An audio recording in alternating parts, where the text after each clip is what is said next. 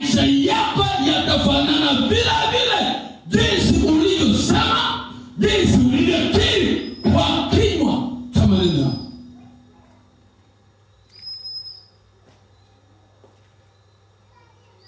Ndivyo utakavyokuwa.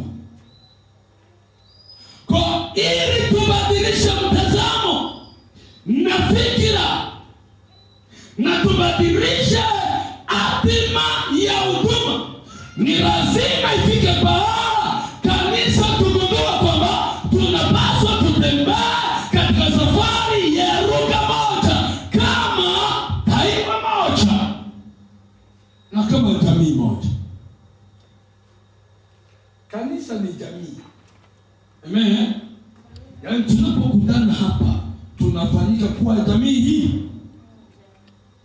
Ni lazima tutambue kwamba tunatakiwa kuwa na lugha moja, semi yetu iwe moja. Ikiwa tutasema hapana, asiwepo mwingine kusema ndio. Ikiwa tutasema ndio katikati ya jamii hii, asiwepo mtu akusema hapana, hapo tutafika.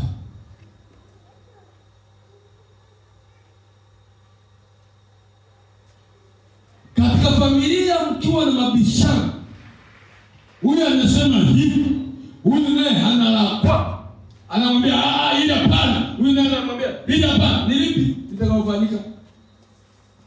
Lazima tukae kwa meza, tukubaliane katika hii tutembee nao, katika hii hapana. Manake tuwa watu wenye mtazamo mmoja, wenye taswira moja na wenye nia moja. Kanisa linapaswa liwe na vitu vifuatavyo. Nia hii, kanisa linatakiwa liwe na nia moja, lakini liwe na umoja. Tutembea kwa nia moja, tukubaliane kwa nia moja, tufanye kwa nia moja.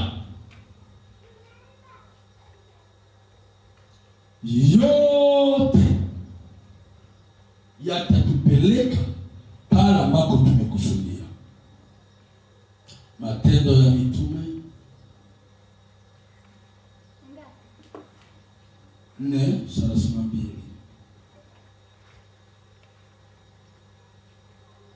Nchi yote ilikuwa na lugha moja. Nchi yote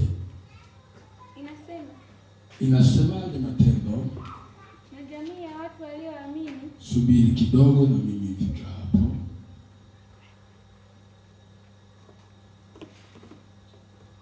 Matendo ya Mitume 4 ndiyo 32. Soma. Inasema